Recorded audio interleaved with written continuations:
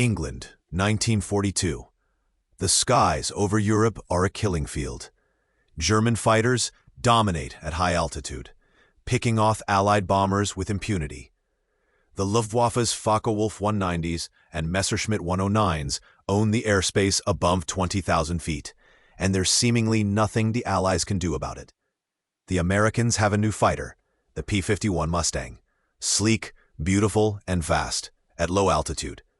But send it up to where the real fighting happens, where the bombers need protection, and it becomes a sitting duck. The Allison engine powering it just can't breathe in the thin air. Pilots are dying because their planes can't reach the enemy. Every day, hundreds of American bombers fly deep into German territory. Every day, German fighters tear into them. The B-17s and B-24s need fighter escorts that can go the distance and fight at altitude. But the fighters available, P-47 Thunderbolts and early P-51 Mustangs, either lack the range or lack the high-altitude performance. It's a crisis, and the solution won't come from a general's strategy room or an engineer's drawing board. It will come from a handful of mechanics and engineers who are about to try something that violates every rule in the book, putting the wrong engine in a perfectly good airplane. This is the story of how one wrong engine transformed the most important fighter plane of World War II. How a decision that seemed crazy on paper, swapping a British engine into an American airframe, created a fighter that could fly 440 miles per hour at 30,000 feet and escort bombers all the way to Berlin and back. It's the story of mechanics who worked through the night, engineers who improvised solutions to impossible problems, and test pilots who risked their lives to prove that sometimes breaking the rules is exactly what wins wars. The P-51 Mustang was born from desperation. In 1940, the British needed fighters, desperately. Their factories couldn't build Spitfires and Hurricanes fast enough to replace losses. So they turned to America, asking North American Aviation to build Curtiss P-40 Warhawks under license. North American's president, Dutch Kindleberger, made a bold counteroffer. Give us 120 days and we'll design you something better. It was an insane promise. Nobody designs a combat aircraft in 4 months, but somehow, North American delivered. The P-51 Mustang that rolled out in October 1940 was gorgeous. The engineers at North American had created something special, a fighter with a revolutionary laminar flow wing that cut through the air like a knife. It was faster than anything else at low altitude, could fly farther than any contemporary fighter, and handled like a dream. The British loved it. They put it into service immediately as a tactical reconnaissance aircraft and ground attack fighter. At altitudes below 15,000 feet, the Mustang was magnificent. But above 15,000 feet, the Mustang became mediocre. Above 20,000 feet, it was a liability. The problem was its engine, the Allison V-1710. It was a good engine, well-designed and reliable. But it had a single-stage supercharger, which meant that as the aircraft climbed into thinner air, power dropped off dramatically. And in the skies over Europe in 1942, combat happened at 25,000 to 30,000 feet. That's where the bombers flew, and that's where the German fighters waited to kill them. A fighter that couldn't perform at that altitude was useless for the most critical mission of the war, bomber escort.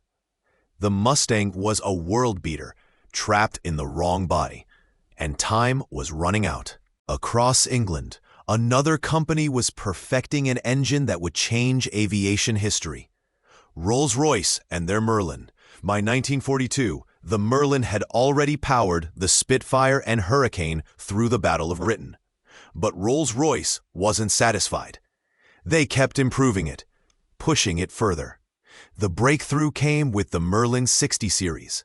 Engineer Stanley Hooker designed a revolutionary 2-stage, 2-speed supercharger system. The first stage compressed the incoming air. An intercooler cooled it down. Then a second stage compressed it again. The result was an engine that actually got more powerful as altitude increased. Look at the difference. The Allison V-1710 produced about 1,150 horsepower at sea level, but by 20,000 feet, it was down to maybe 900 horsepower and falling fast.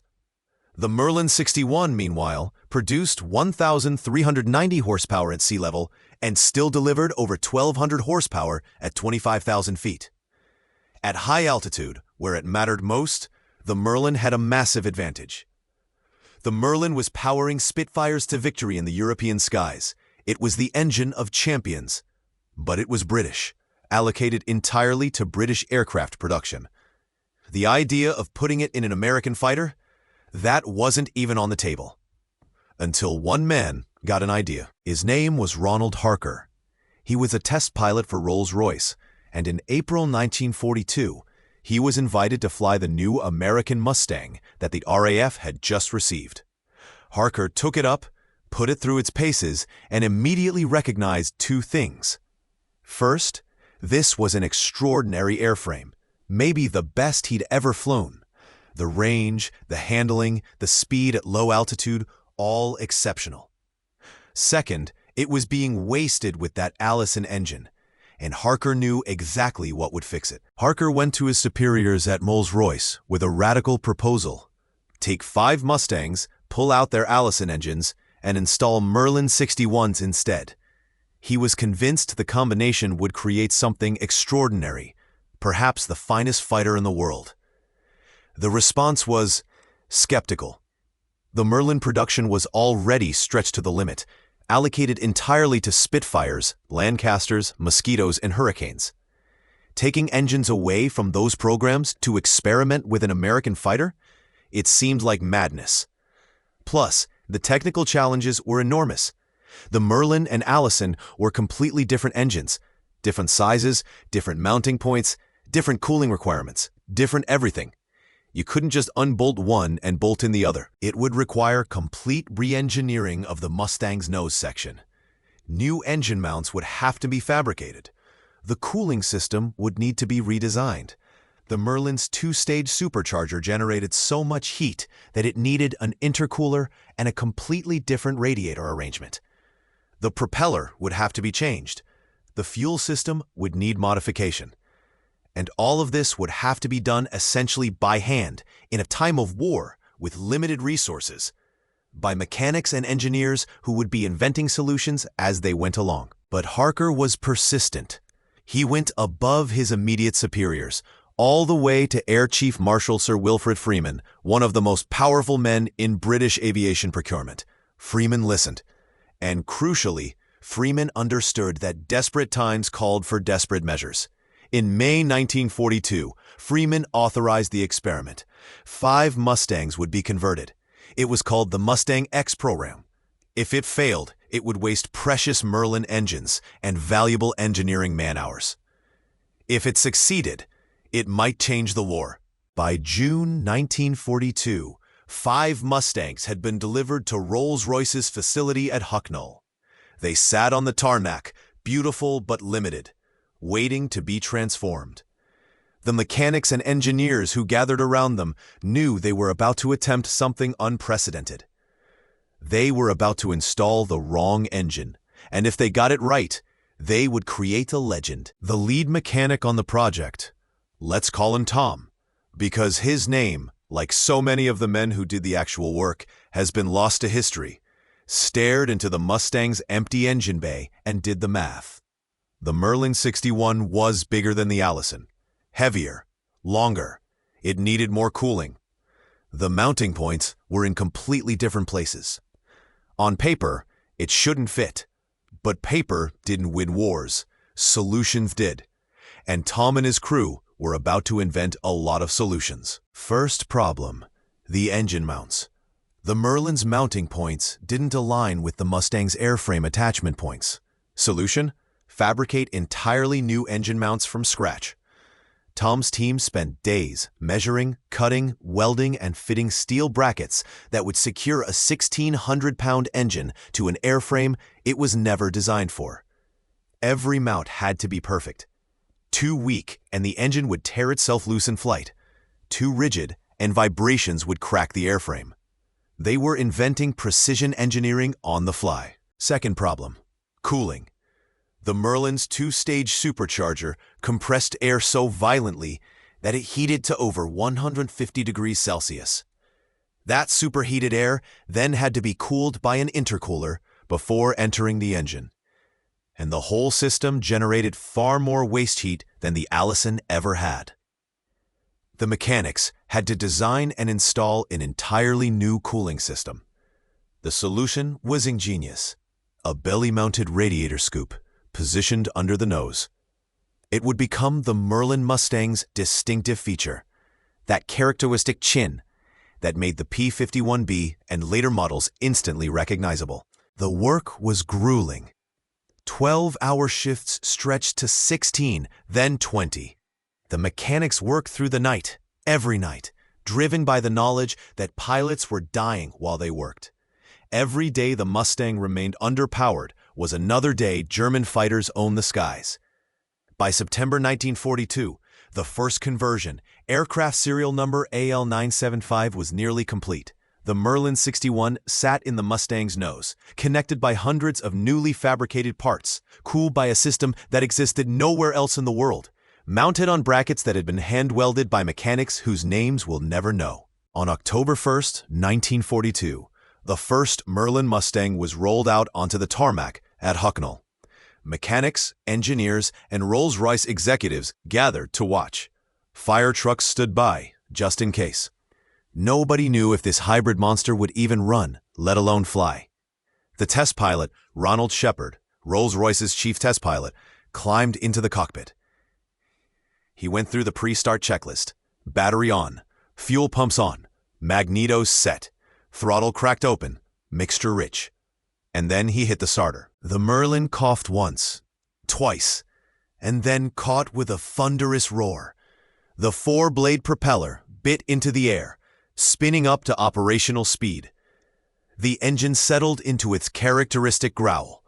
That distinctive Merlin sound that every British pilot knew meant power. The mechanics who had spent 3 months making this work allowed themselves small smiles. The engine was running. That was step one. But running on the ground and flying at 30,000 feet were two very different things. Shepard advanced the throttle slightly, checking engine instruments. Oil pressure, good. Oil temperature, rising normally. Coolant temperature, stable. The new cooling system was working. The engine mounts were holding. Against all the odds, this Frankenstein's monster of British engine and American airframe was actually functioning. October 13th, 1942. Shepard taxied the Mustang to the end of Hucknall's runway. Every engineer who had worked on the project was watching. Tom and the other mechanics were there, hands shoved in pockets, trying to look confident while their hearts hammered. This was the moment of truth. 3 months of work came down to the next 10 minutes. If the cooling system failed at high power, the engine would overheat and seize. If the engine mounts failed, the Merlin would tear itself free. If the airframe couldn't handle the Merlin's greater power, the structure might fail. Shepard pushed the throttle forward. The Merlin's roar became a howl. The Mustang leapt off the runway like it had been kicked by a giant. The acceleration was stunning, noticeably faster than an Allison Mustang. Shepard felt himself pressed back into the seat as the fighter clawed for altitude. Within seconds he knew. This was different. This was special. The way the aircraft responded to the controls, the smooth surge of power from the Merlin, the steady climb rate, this wasn't just a good conversion. This was transformational. At 5,000 feet, an Allison Mustang would be starting to feel the power fall off. The Merlin Mustang was still accelerating. At 10,000 feet, Shepard engaged the supercharger's second stage. The engine note changed, and power surged again. At 15,000 feet, where Allison Mustangs became mediocre, the Merlin Mustang was hitting its stride. Shepard kept climbing. 20,000 feet, 25,000 feet. The aircraft was still responsive, still powerful, still climbing strongly. He leveled off at 28,000 feet and pushed the throttle to the firewall. The airspeed indicator climbed 380 miles per hour, 390, 400, and 410. At 413 miles per hour at 28,000 feet, Shepard eased back the throttle. He'd seen enough. An Allison Mustang at this altitude might manage 320 miles per hour if you were lucky. This hybrid was doing 413, and it felt like it had more to give. Down on the ground, Tom and the mechanics couldn't see the airspeed indicator, but they could see the Merlin Mustang screaming across the sky, leaving contrails at an altitude where Allison Mustangs struggled to maintain formation. They didn't need instruments to know it had worked. They'd installed the wrong engine, and it had made history. When Shepard landed and the engineers gathered the flight test data, the numbers were stunning. At 20,000 feet, the Merlin Mustang had achieved 413 miles per hour. An Allison Mustang at that altitude, maybe 340 miles per hour on a good day. At 25,000 feet, the gap widened even more. But speed was only part of the story. Climb rate had improved by 30%. Range was slightly better due to the Merlin's more efficient fuel consumption at altitude. And most importantly, the aircraft maintained full maneuverability and control authority at altitudes where the Allison version became sluggish and unresponsive. The engineers created comparison charts that made the case irrefutable. In every metric that mattered for high-altitude combat, speed, climb rate, ceiling, power output, the Merlin Mustang was in a different league. It wasn't just better than the Allison Mustang, it was competitive with or superior to every fighter the Germans had. This wasn't just a successful experiment. This was a potential war winner. Within days, cables were flying across the Atlantic to the U.S. Army Air Force's headquarters. The British were being diplomatic, but the message was clear. Your Mustang is magnificent, but you're putting the wrong engine in it. Put our Merlin in it, and you'll have the finest fighter in the world. The American response was complicated. Pride was involved. The Mustang was an American design. The idea that it needed a British engine to reach its potential was a bitter pill to swallow. Plus, there were practical concerns. America didn't build the Merlin. Rolls-Royce did. How could the U.S. produce thousands of Merlin-powered Mustangs when they didn't have access to the engine? But the Americans had already solved that problem. Since 1940, the Packard Motor Company in Detroit had been building Merlins under license for British aircraft. They called it the Packard V-1650. It was essentially a Merlin built with American manufacturing techniques and American tooling. Thousands were already rolling off the production lines. The infrastructure was already there.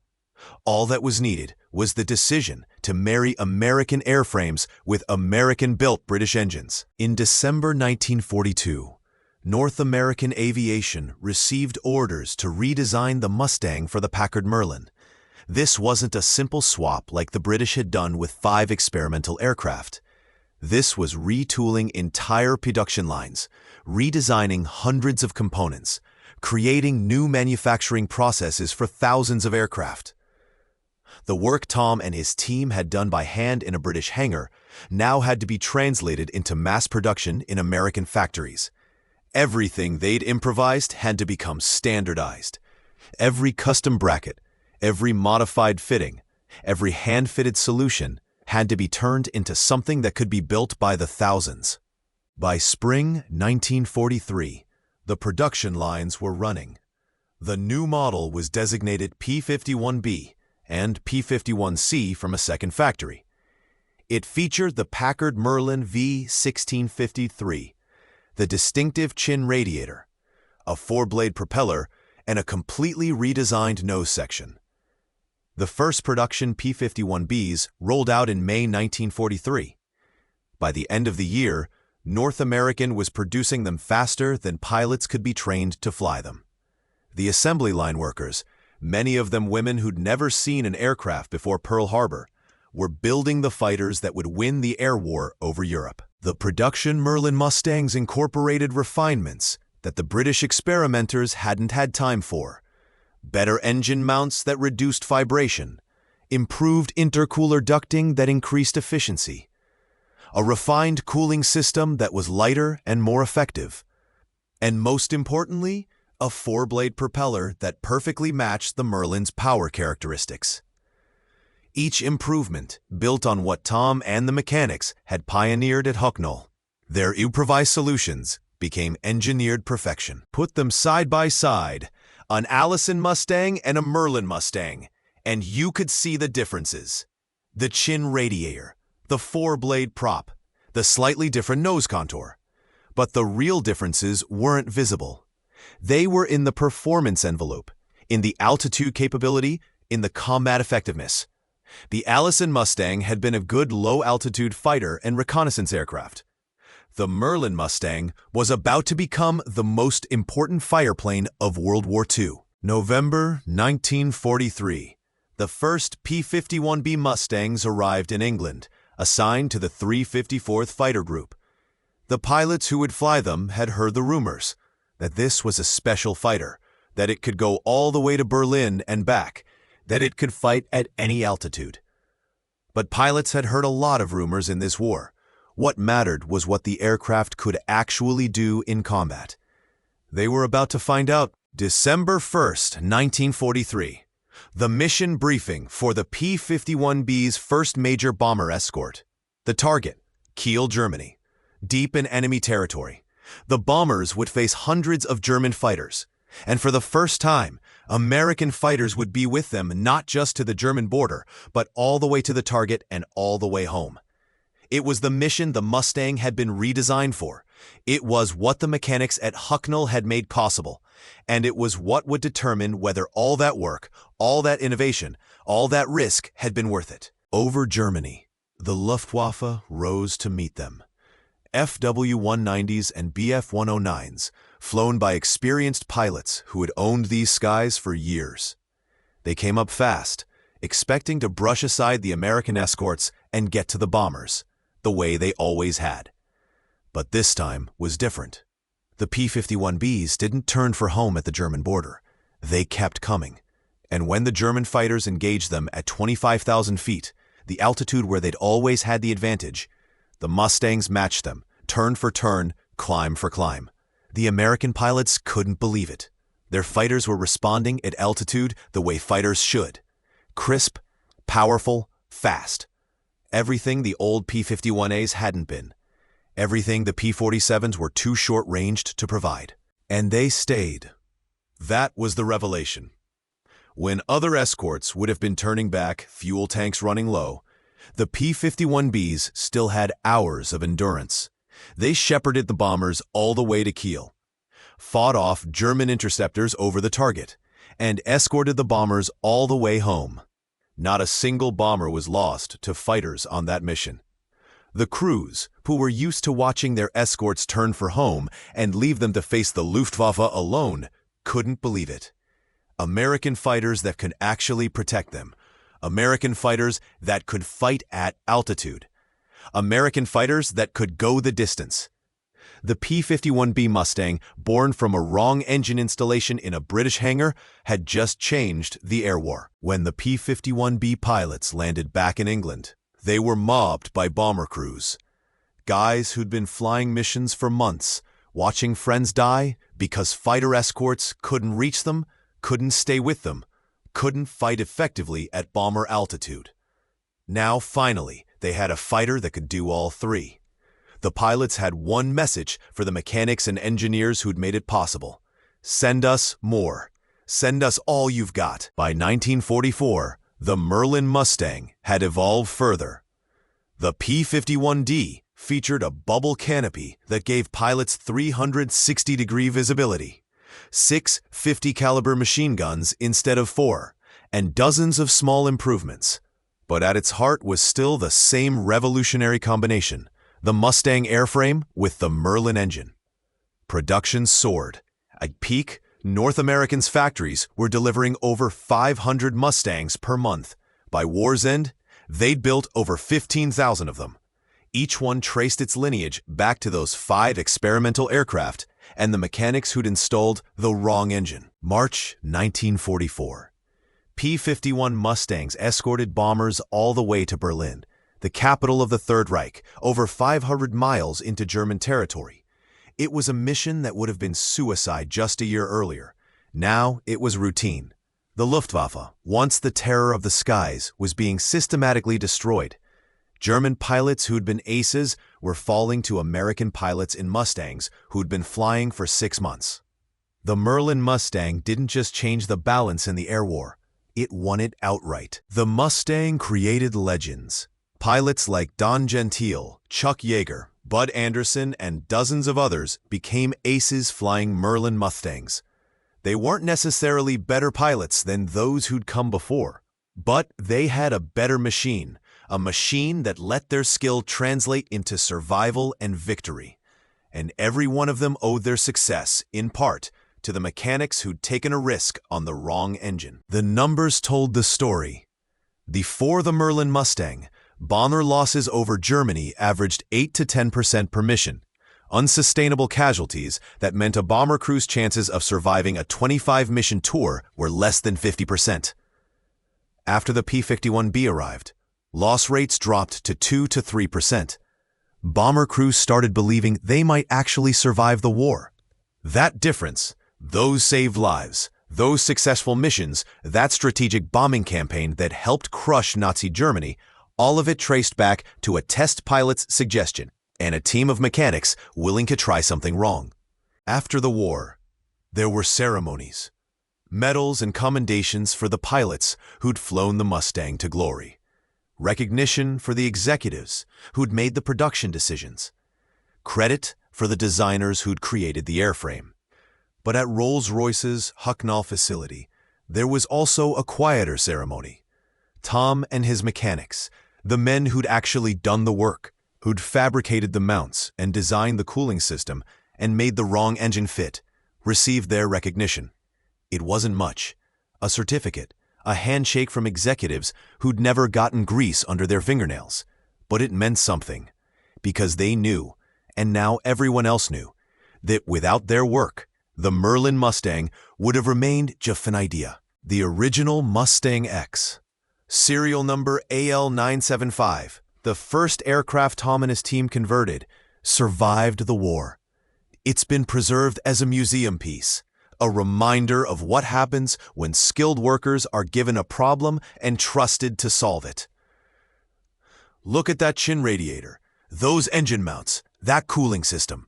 Every part tells a story of improvisation, innovation, and skilled hands making the impossible work.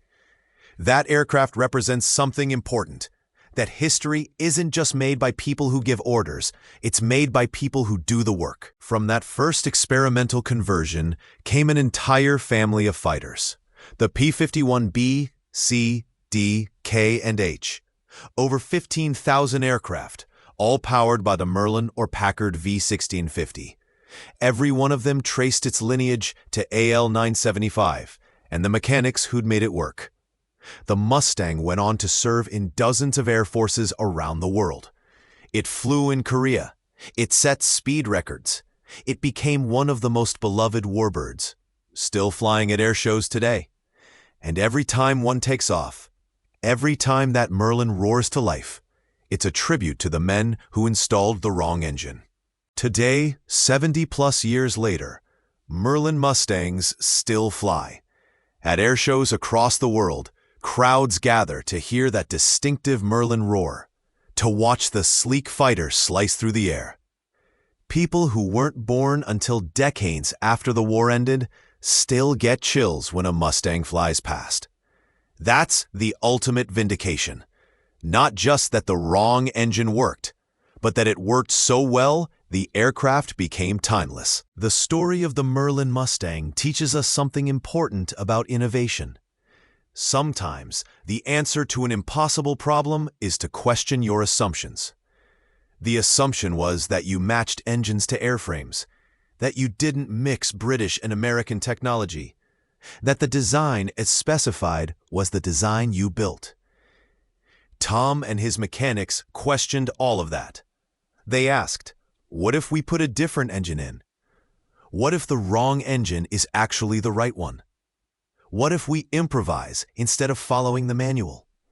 And in asking those questions, they created something legendary. We don't know most of their names. Tom, if he even existed as one person rather than a composite of several mechanics, left no memoirs. The engineers who calculated the cooling requirements, the workers who fabricated the mounts, the inspectors who certified the installation. History didn't record them. But their work changed the world. They saved lives. Thousands of bomber crew members who came home because P-51s could escort them. They shortened the war. How much is impossible to calculate. But the strategic bombing campaign's success was built on Mustang Escort. They created a legend, an aircraft that still inspires awe 80 years later. So here's to the wrong engine, to the mechanics who installed it, to the test pilot who proved it, to the workers who built 15,000 more, to the pilots who flew them to victory.